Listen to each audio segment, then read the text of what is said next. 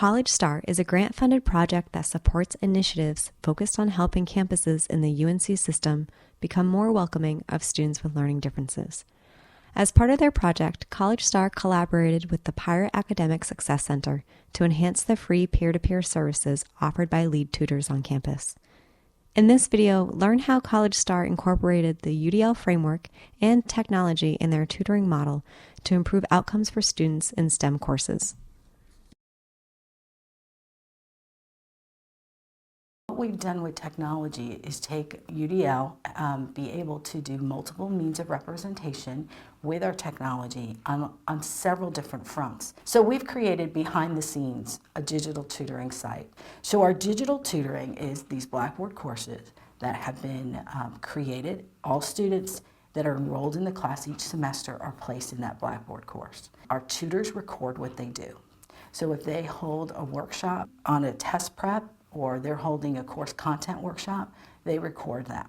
They place it within 30 minutes of that test review ending, it's on Blackboard for them. If there's a particular concept that they see lots of students come in on, they will create a recording for it.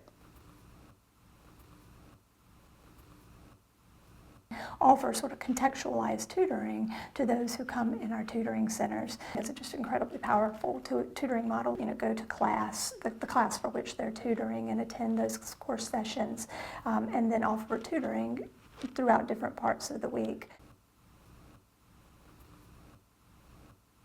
One of the nice things about the training that these tutors receive is they receive training about universal design for learning. They receive training about students with learning differences. And so, they kind of become a front line of support for those students. It's just giving them options. And so I love that my tutors can walk in and size up that meeting with that student. They can have a discussion and then begin to make choices. What way am I going to represent this material to this tutee so that the tutee that I'm working with gets the most out of this experience? We don't want to replicate what happens in the classroom. What happens in the classroom is lecture, majority of the time. And so that's one way. And it's not interactive, it's not collaborative learning, we're not making critical thinking steps. That's what we do in tutoring. And what we're finding is after these tutors, these undergraduate peer tutors, have had training in universal design for learning, a lot of times they're incredibly innovative with their tutoring strategies. And we've seen a couple of examples of where they are now teaching faculty members how to do that in the classroom on a broader level. So just wonderful collaboration, I believe, that we see happening between students and faculty as a result of this tutoring model.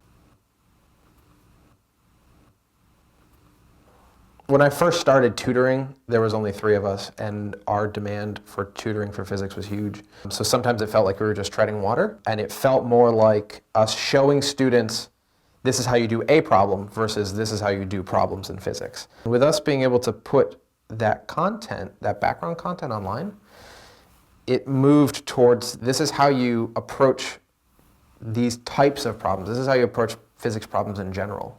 So we were able to get, on the one hand, we were able to get more specific with our content because we had all of this background content available, but when we were teaching, we were able to teach them better strategies because we were able to tackle 2 or 3 of the same type of problem and show them this is the general framework of how you would work this problem. There was actually, myself and one other tutor were involved in the initial project, and he actually stopped doing overview of things and just recorded them. What he would tell his students is, at the end of their session, he'd say, okay, next time we're going to go over this, go watch the video, it will give you the background, and then when you come in, all we have to do is work problems. So it's really sort of flipping the tutoring session.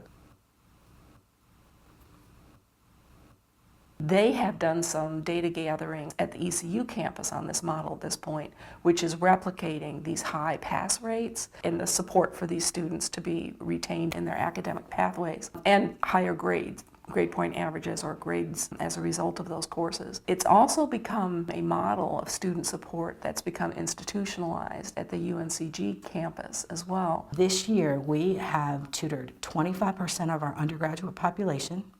Over 5,000 students have come through our doors, individual students.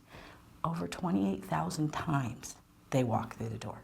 What we are finding is that students who use both and you actively come into the tutoring center, actively use the digital tutoring service, will pass the class, A, B, or C, at 20 to 30% higher than the rest of the students.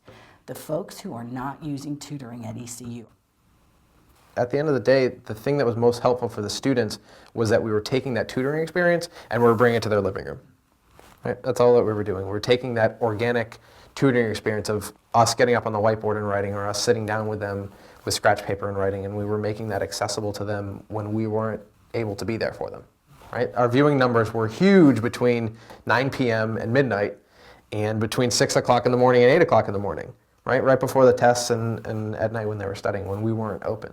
They may not want to hear that you're going to walk them step by step through, but the grades showed that. I mean, from the time I started to the time I finished at the PTC, the improvement in grades for physics, for chemistry, for any of those courses, it was incredible.